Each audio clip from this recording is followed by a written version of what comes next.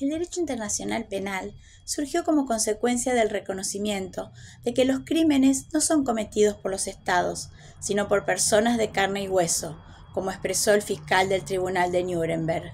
Así, el reconocimiento de la subjetividad jurídica internacional del individuo, de la persona física, en su faz pasiva, el de la responsabilidad, el de ser pasible de sanción en caso de incumplimiento de las obligaciones, y la incorporación de la sanción en el derecho internacional, consolidaron una nueva rama del derecho internacional público, el derecho internacional penal. Los horrores cometidos durante la Segunda Guerra Mundial, la Guerra del Golfo, los indecibles hechos ocurridos en la ex Yugoslavia, en Ruanda, las violaciones masivas y sistemáticas a los derechos humanos ocurridos en distintas partes del mundo, pusieron a prueba el derecho internacional y le impusieron el desafío de encontrar las herramientas necesarias para evitar la impunidad, manteniendo una esfera de soberanía de los estados. Así se fue consolidando esta rama del derecho internacional público, el derecho internacional penal. Lo entendemos como un conjunto de normas jurídicas, convencionales y consuetudinarias, que tipifican conductas como ilícitas, imputando la responsabilidad individual. Debe distinguirse del llamado derecho penal internacional, que es la disciplina cuya función principal es establecer el alcance de las leyes represivas de un determinado Estado y solucionar los conflictos que pueden plantearse con sus similares en el extranjero.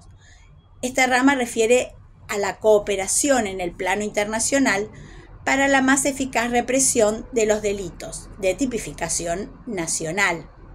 En cambio, en el derecho internacional penal hablamos de que la tipificación es internacional.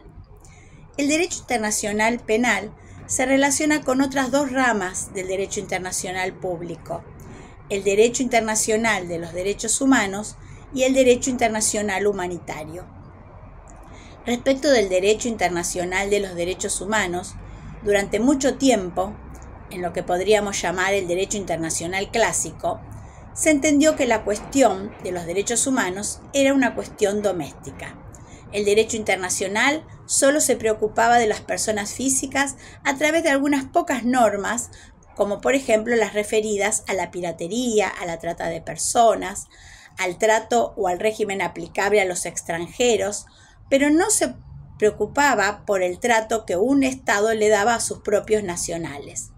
Y esto fue cambiando por diversas causas,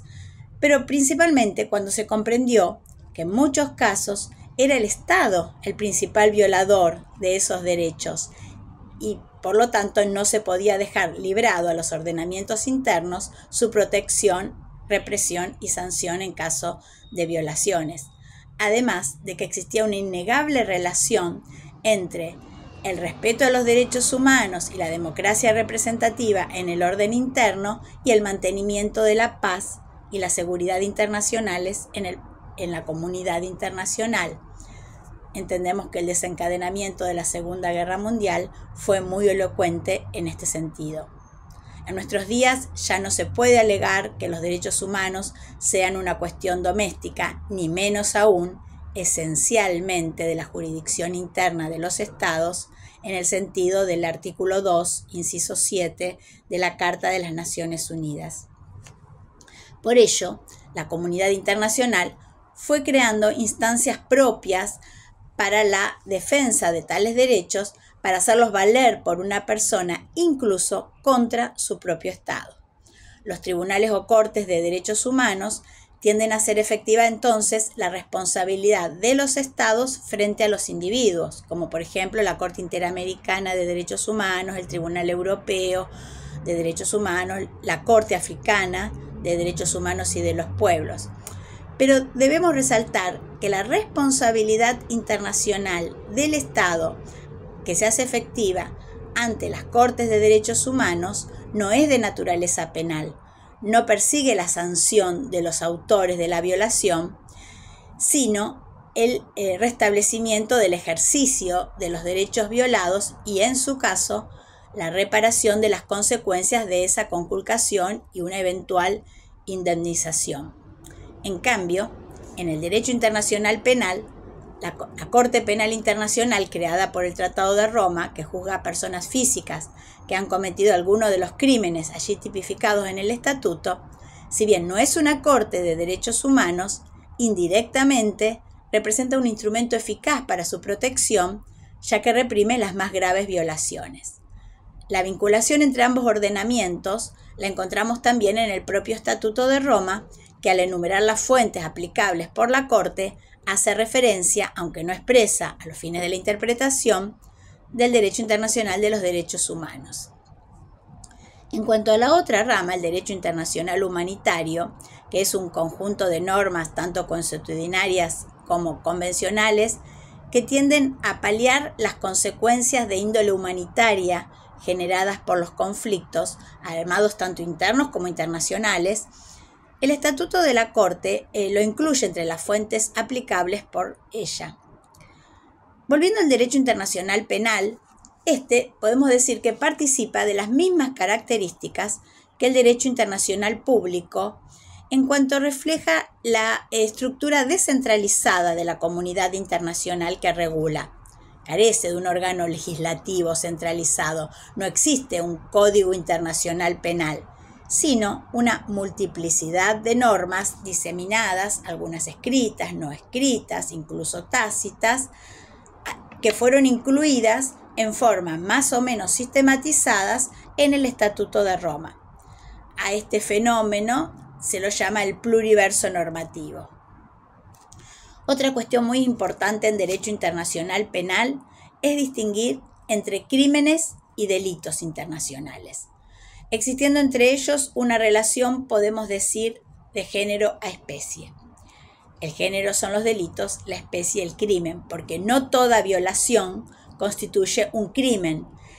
Los crímenes los constituyen una obligación internacional cuya violación es tan esencial para la salvaguarda de los intereses fundamentales de la comunidad internacional que su violación está reconocida como un crimen por esa comunidad en su conjunto. Entramos aquí en el campo del orden público internacional, de las normas de ius cogens o normas imperativas que por su jerarquía superior prevalecen sobre toda otra norma jurídica, tanto interna, incluso constitucional o internacional. Son oponibles erga omnes, porque se considera la humanidad como víctima y son de ámbito espacial universal. En cuanto a las fuentes de este ordenamiento, entonces encontramos fuentes consuetudinarias, principios generales del derecho, las normas convencionales, específicamente el ya mencionado Estatuto de Roma, y resoluciones de los organismos internacionales. El Estatuto de Roma es el principal instrumento jurídico del derecho internacional penal y contiene los principios esenciales del derecho penal democrático. El principio de legalidad existe en derecho internacional, pero no se expresa como nullo crimen sine legem, sino nullo crimen sine iure, que quiere decir que las incriminaciones deben tener una base normativa, deben estar tipificadas, pero no necesariamente en un tratado, sino también por la costumbre, los principios generales del derecho y aún por la conciencia jurídica de la humanidad. Otro instituto muy importante del derecho internacional penal, el principio de jurisdicción universal, que refiere a la jurisdicción criminal basada únicamente en la naturaleza del crimen, sin tener en cuenta dónde fue cometido, la nacionalidad del acusado o cualquier otra conexión con el Estado que ejerza esa jurisdicción. El Estatuto de Roma se dice que contiene el principio de jurisdicción universal, pero esto no es tan así. El Estatuto de Roma en realidad recoge una versión mutilada del principio, porque establece que la Corte será competente cuando el crimen se cometa en el territorio de un Estado parte o por un nacional de un Estado parte, recogiendo entonces los dos principios de conexión que serían el principio de territorialidad y de la nacionalidad activa. En la evolución de este principio, la comunidad internacional en sus orígenes pasó de la tipificación de determinadas conductas pero dejando librado a los ordenamientos internos su juzgamiento, los estados se comprometían a juzgar o dar a juzgar o extraditar a los acusados de cometer tales conductas que se encontraran en su territorio. Luego se pasó a la previsión de tribunales penales internacionales en algunas convenciones internacionales, por ejemplo en la Convención de Genocidio, tribunales que nunca llegaron a constituirse. Y finalmente, por intervención de Naciones Unidas, la comunidad internacional, a través del Consejo de Seguridad de Naciones Unidas, crearon 2 tribunales penales internacionales, el de la ex Yugoslavia y el de Ruanda, hasta llegar finalmente a la concreción de una Corte Penal Internacional que, a diferencia de sus antecesores, constituye una instancia permanente, preconstituida, y esto es muy importante, preconstituida a la comisión de los crímenes y creada de la forma más democrática del derecho internacional, la vía del tratado, y además basada en los principios de complementariedad y subsidiariedad. ¿Qué quiere decir esto? Que los estados siguen estando obligados a juzgar y sancionar a los crímenes que se cometan en su territorio. Solo cuando los estados no lo hacen, por ausencia de voluntad, leyes de obediencia debida, punto final, amnistías, indultos, o no puede, colapso total de las instituciones, Ruanda, entra a juzgar la jurisdicción de la Corte Penal Internacional, que además es juez de su propia competencia. Es decir, decide en cada caso. En nuestro país, luego de la derogación de las leyes de obediencia debida y punto final, comenzaron los juicios por los crímenes de lesa humanidad, por lo que la jurisprudencia argentina aplica y debe aplicar las normas del derecho internacional penal. Y siendo nuestro país un país afín a la Corte Penal Internacional, que participó activamente en la Conferencia de Roma y en la elaboración del estatuto, las reglas de procedimiento y prueba y los elementos de los crímenes, debe reformar el Código Penal argentino, adecuando la normativa interna a la internacional, que debe aplicarse con el criterio monista, con primacía del derecho internacional.